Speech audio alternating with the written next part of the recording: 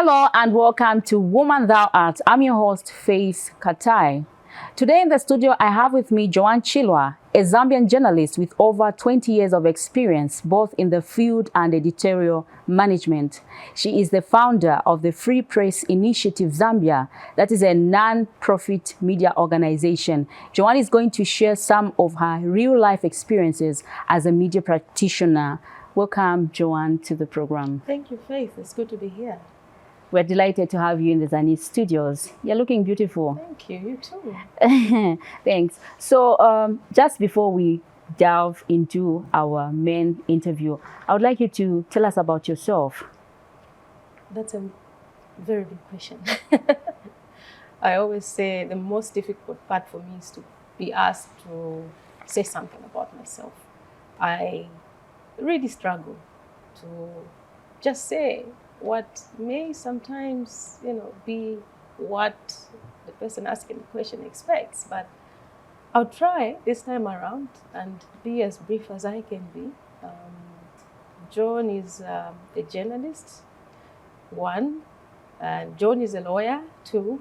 I'm a press freedom advocate. I'm a human rights defender. I am a mother of two, a wife. A student who's still at Ziale battling to get herself admitted to the bar.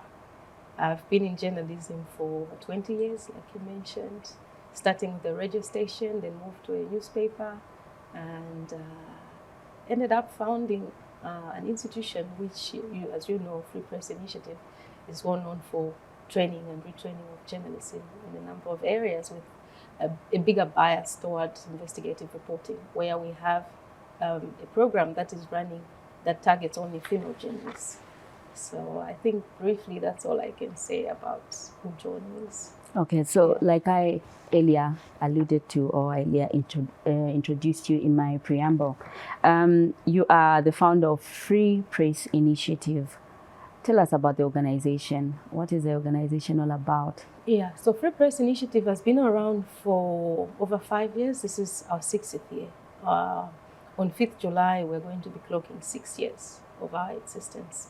Our main objectives are to see to it that there is excellence in journalism and there's defense for press freedom and human rights. So those are the three main objectives that we have set for ourselves.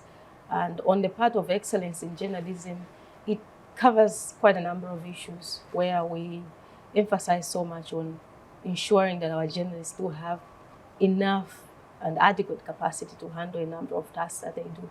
And we also approach our programs in such a way that we try to identify each of the individual's strengths. So if we're working with journalists, for instance, we have to identify where your strength is if we have to help you. We do mentor, we do train, and in that process, we are able to tell where one's strength is. And of course, our major focus in the past few years has been investigative reporting, where we're trying as much as possible to elevate the interests of female journalists in investigative reporting. As you know, a number of them have been shying away from that field of journalism because of a number of other issues. But of course, that doesn't mean we leave out the men.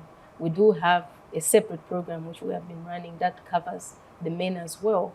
And we leave it to the individuals to try and sign up for this. So we will not come and select you and say, come and be a part of this program. We let you apply on your own, because you would have seen all the terms of reference that are there for that particular program. And you say, okay, fine, I think I'm there. I can try this out. And that's the reason why we had to come up with a separate arrangement where it's specifically for female journalists. So you don't get to see men applying for that one, so that the females know that this is for us. So you get to have a lot of applications from that section. And so far it's been good, and we are in our 3rd phase of that particular program, which has been very, very enlightening. And we've seen quite a number of young female journalists being capacitated in that area, and they're doing quite a lot of work. Then secondly, we have the Press Freedom Front.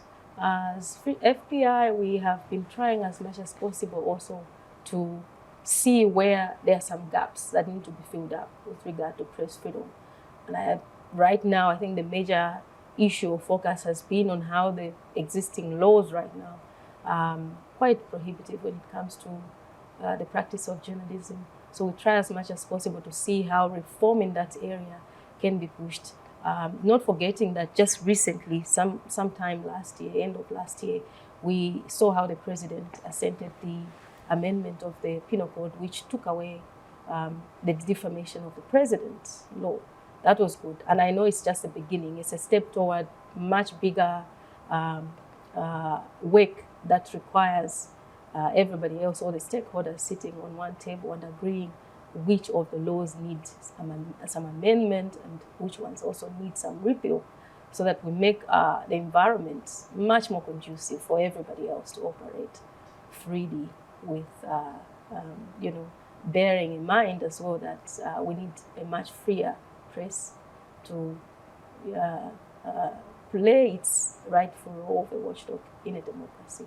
Great. Yeah. So where did you get this inspiration of starting an NGO like such a one, especially focusing on issues to do with the media?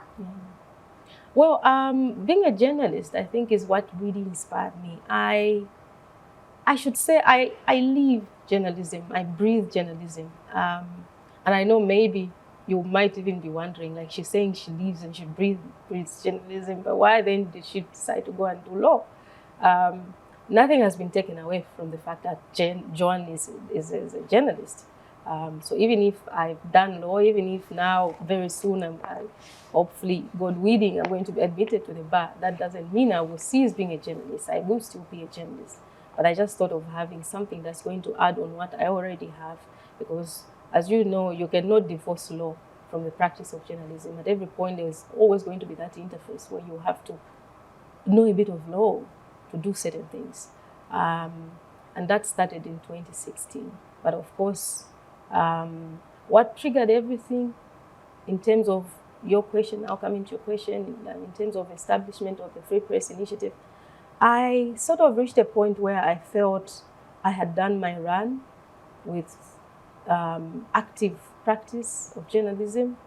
As you know, I was at the Post for quite a long time. I think I spent most of my active part in journalism at the Post, from being a correspondent to being a junior reporter to being an assistant editor and a news editor and until managing editor at the time that the Post was closed.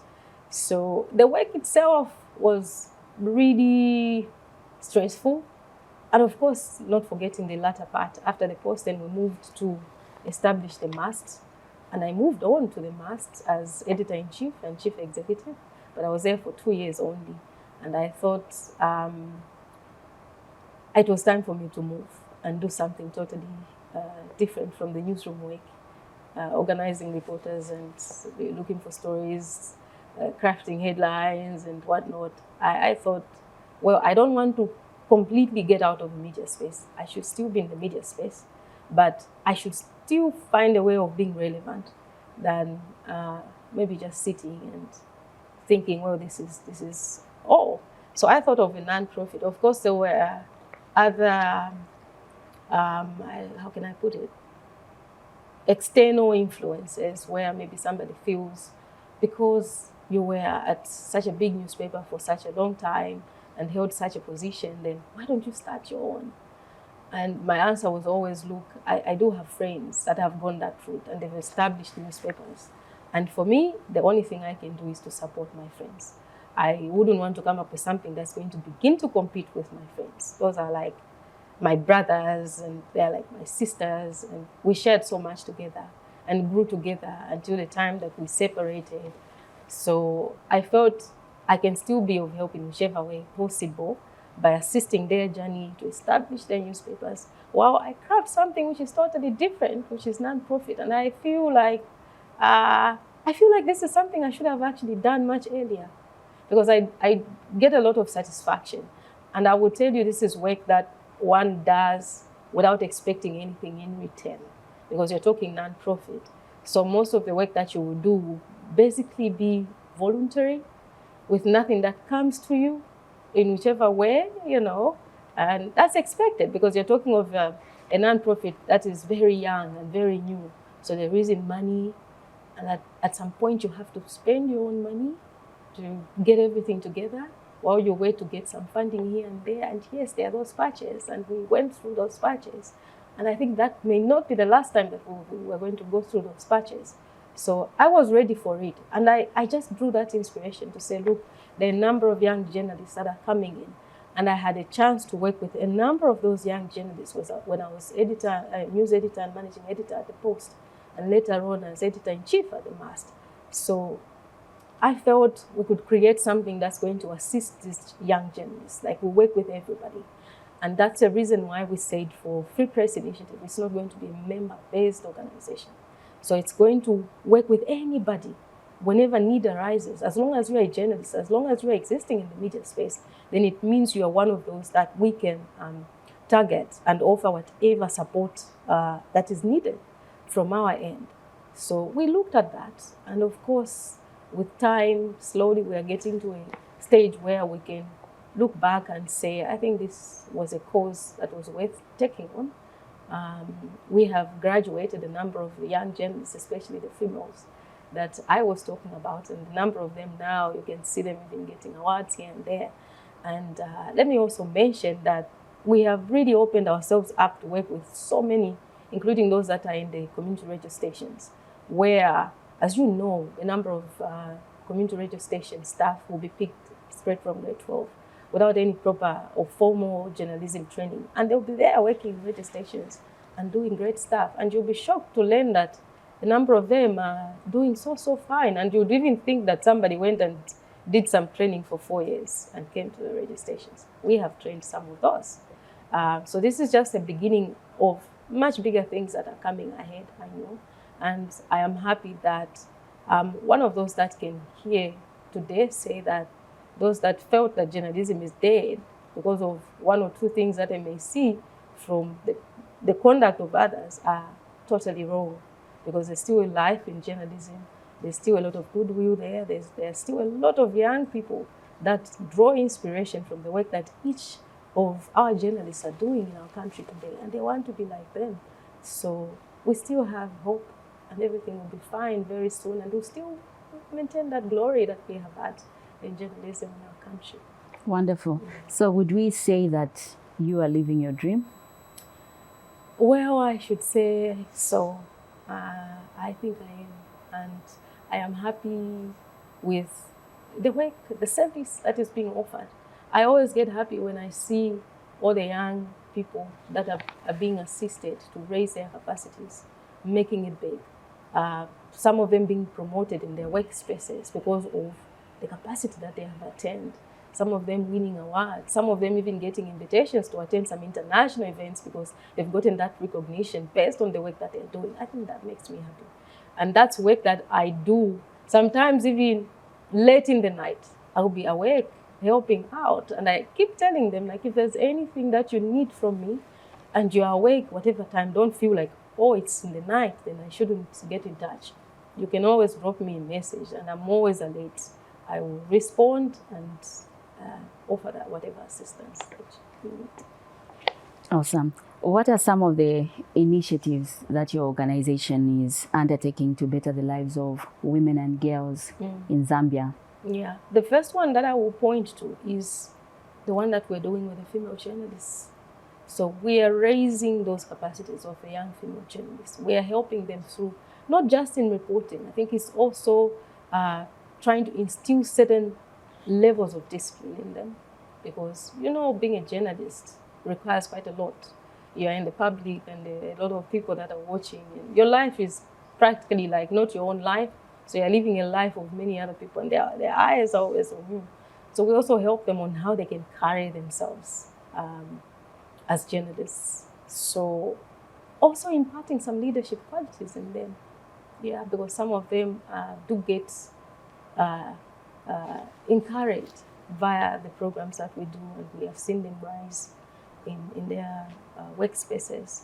So that's one on the media front. Apart from that, we have been working with the Carter Center in assisting a number of young women that are aspiring for decision-making positions to have some confidence and also help them through the use of the existing new media platforms to try and operate in even safer spaces and avoid cyberbullying. Or if at all, at any point they encounter such, how can they, get around it so that they don't find themselves drowning in that and thinking they shouldn't have done one or two things that they're trying to do for themselves. So we work with that via a number of activities that we have undertaken, like the trainings and the roundtable discussions and the radio programs, where we, draw as many of the young women as possible. On the girls, this is where now we have just worked out an ambitious program that we want to implement, where we work with young girls on how they can push and just shape their lives and shape their future. Because it starts at a young age, where you have a clear mind in terms of what you really want to do and what you want to be. So certain things don't have to be left for later. I think when you start early enough, when you get mentored early enough, then you'll be able to fit in some of those spaces where ordinarily one would really find it hard to just push and excel and maybe even get noticed. Because at the end of the day, I think certain things have to be done in a certain way. So you have to be intentional at some point to, have some things fall in place and ensure that you attain what you would have lined up for yourself. So, forming an organization, establishing an organization, it calls for a lot of demand. Mm-hmm. So I would like you to share some of the challenges that you've encountered, even on your path to establishing this organization, and how have you overcome these challenges? Yeah, quite many. At times you wake up feeling like you made a bad decision. Like, in as much as I say this is something so fulfilling and I feel it's something I should have done much earlier, I will not lie to say there have never been any of those moments when I felt maybe I should just call it quits and forget about it and just, keep myself in my village and that's it. Yeah, there have been many of such instances, and most times it would be something to do with financing, because at the end of the day, we cannot run away from the fact that you need money to get a number of things going on. So you one time wake up and find yourself in a situation where there isn't enough to push as much as you would want to. So, and then you have everybody else around you and they need things done and they're expectant.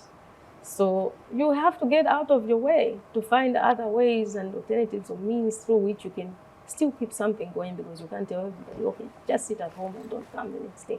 Because then what do they get from there? So you have to be very strong and dedicate yourself fully to the cause that you have before you. Sometimes it might even be something that may even bring tears to you. But again, you can cry all you want, but will crying bring a solution? At the end of the day, no, it will not.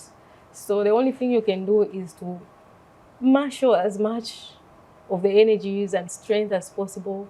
And I always draw my strength when I'm faced with such difficulties from the positives that we have had. So when I look back, the things that have been done, the positives or the successes that we have had, like some of the examples I was giving, then I tell myself, okay, well, even if it's dark now, obviously tomorrow there's going to be some light. And yes, those moments come, and then sometimes you wake up, you check, there's an email about something that brightens up your day, and you'll be smiling and happy and shouting everywhere because something has come through, and life goes on. But it's a cycle, and I think this is something that just doesn't affect the Free Press Initiative, but it's something that a number of other non-profit organizations go through, or they went through when they were at a stage where we are, because you know that a number of other media organizations have been there longer than us.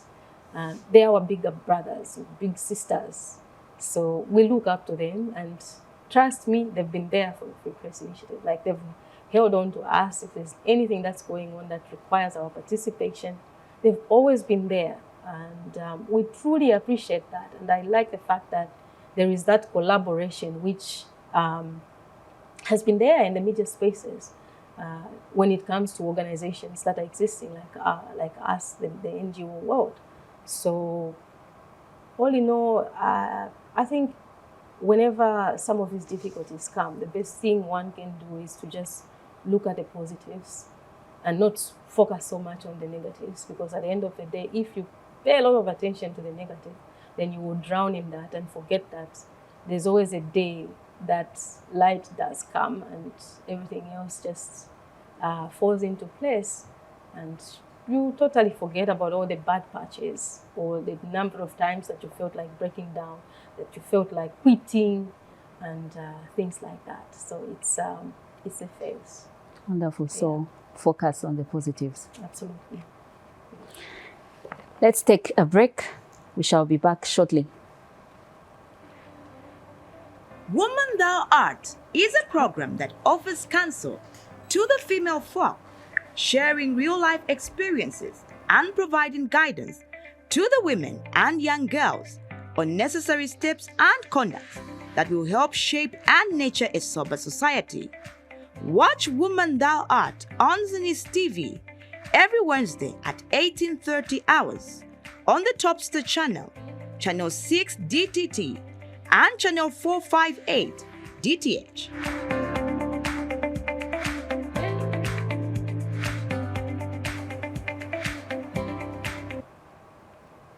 Welcome back. In case you have just tuned in, you are watching Woman, a program where women share their real life experiences on various topics. And today in the studio, I'm joined by Joan Chilwa, a Zambian journalist with over 20 years of experience, both in the field and editorial management. She is also a founder of the Free Press Initiative Zambia, which is a non-profit organization. Back to our interview, Joan. Running an NGO, it's quite demanding. I want you to just elaborate, how do you balance between life, family life, and work? It's really tough. I most times talk about how I really don't have a life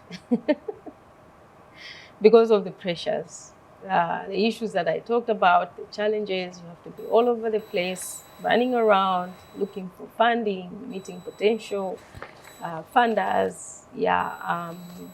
But apart from that, like you asked, yes, there are other things about me, apart from the Free Press Initiative. So I have a family that I need to care for. My children need me. The oldest being only 14, and the youngest being 9. They are 2, by the way. So 14 and 9. So they're still fairly young. So I have to be there for them at every point. But they do understand that our mother also has got a number of other things going on in her life that need her attention. So apart from the Free Press Initiative, there is school, which I already talked about, and extremely demanding. And when I talk about that patch, the Ziale journey, which I started in 2022, it's been extremely challenging. It's been exhausting, but worth it. It's one of those journeys where also I felt like quitting. But then you look back and ask yourself, how do you quit when you've come all this way? And then you just wake up and decide, I'm going to quit. So there's nothing like that.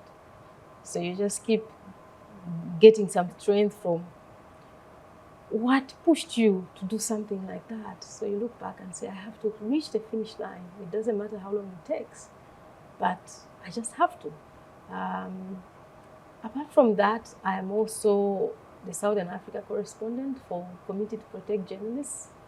Now you're talking about 8 countries that I have to cover, which is not easy. Just making sure that I'm not missing anything around issues of press freedom. So wherever there's a press freedom violation, I should be in the know.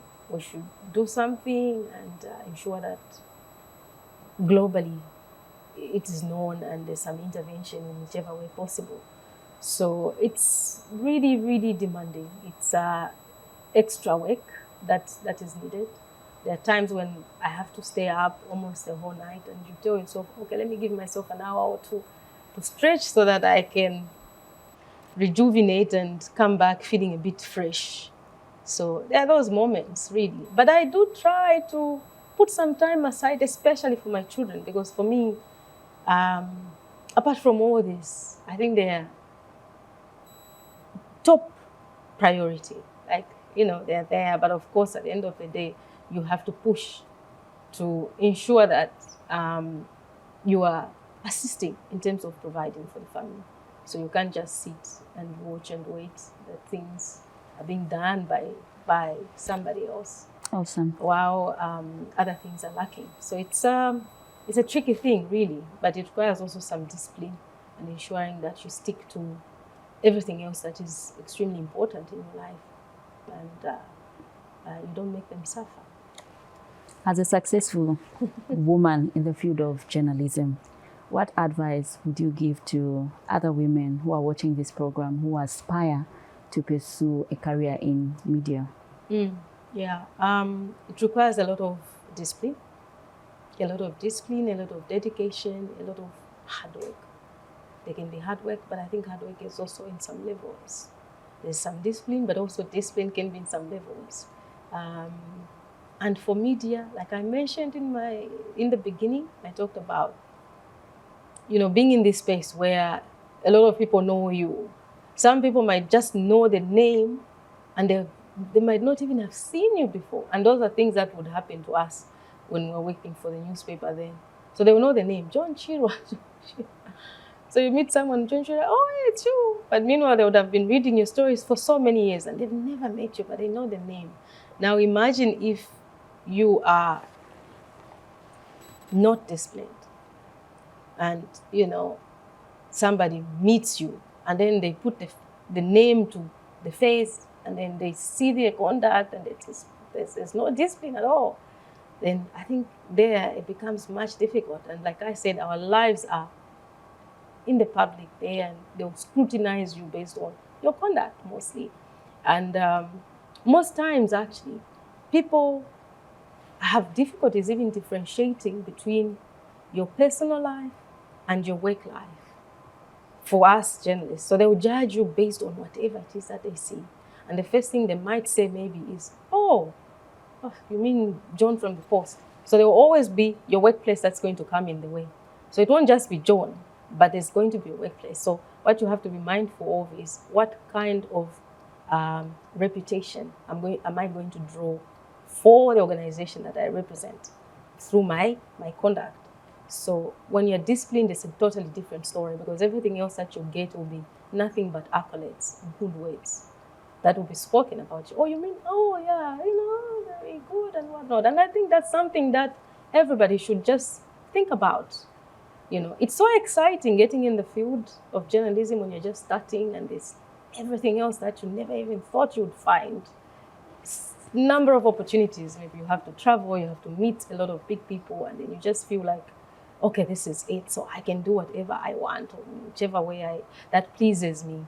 Yeah, you might want to please you, but don't forget that your life is also under public scrutiny because we are always in the public. We write. You might not be seen on television, you might not be heard on radio, but you might be writing for a newspaper, and they'll be seeing the name. So the conduct itself will determine what kind of reputation is going to draw to yourself, one, and also the institution that you represent. And also, there is life after journalism, right? So depending on how you build yourself up or how you destroy yourself, it will also determine on what you might get once you decide to step out of the newsroom. Yeah, because then what kind of name or what kind of conversations would you want people to have away from you? I think that's something that we must begin to even ask ourselves. Yeah, I'm young, I'm, in my prime and still fresh and whatnot, but then if I leave the room and people have to discuss me, what will they be saying about me? And I know that's a very big and very hard question to answer, or something that anybody would even think about. But we need to start thinking about that. So we can be stars, but of course there's always a lifespan to things. So there'll be a time when everything begins to die down, but then what are you going to leave? What remains now is the name, so you were building a name. So make sure that you have to yourself a name that is still going to at least ring some bells and make somebody smile when they think about it. It will not make somebody frown. It will not make somebody start speaking ill the moment that name is mentioned in whichever spaces. So I think briefly, if that was brief, that is, is what Finally, I can say. Joan, Yes. what message would you like to convey to women in Zambia who may be facing obstacles in terms of doubting their own potential? Well, never doubt. Never limit your capabilities. I'm saying this, though at some point I did limit my capability when I was a student. Very funny that at one point I would walk from Evelyn Hall. That was for 3 years. We would walk from Evelyn Hall to where I was living in North Mid. And most times would walk down Wenjimfumo Road, where the post was there. And at some point, we'd even be talking about how it would be nice to work there. And mostly I would even jump in and say, yeah, Pasipai, you know, this is not a place for us. And then you'd argue. At one time, my sister was like, but why are you saying this is not for you? One day you work here. I said, but how? I don't think I can, you know? And there I was saying, I don't think I can. And I've not forgotten this story. And I think I must have been in my second year at Evelyn Home College. But then, a few years later, I found myself at the post. And my life in the media ended up being built where? At the post. I ended up finding myself in a position that I never even imagined or ever dreamt about. Because when you talk of that position of managing editor, it wasn't a small position. But again, even now, when I ask myself, I look back and say, how did this happen? But I think I still get back to the things I talked about. The hard work, it has to speak for itself. The discipline, it also has to speak for itself. You don't have to go on a mountain and start talking about how disciplined you are. Somebody else will talk about it. Same with the hard worker. And I'm a hard worker, I'm everything. There will always be somebody who will speak for you and sing the song for you, away from you. Like what I just said, when you're not in the room, what are people saying about you? So when you put your life together and make sure you have everything all figured out, you don't need to be there for anything good to be said about you and somebody to remember and say, look, there is somebody here who's been doing something and everything else that they have done, I think, deserves to be recognized. No one will even argue about it. Awesome. Everybody will just say, yeah, sure, I mean, why not? And that's the situation that I found myself in. And I'm happy to talk about it today, and I rarely speak about this, but I had to say it. Joan, thank you for making an appearance on Woman Thou Art. Thank you so much for the invitation. You're welcome. Thank you. Well, viewers, that is all we had for you on Woman Thou Art. My name is Faith Katai. Thank you for watching.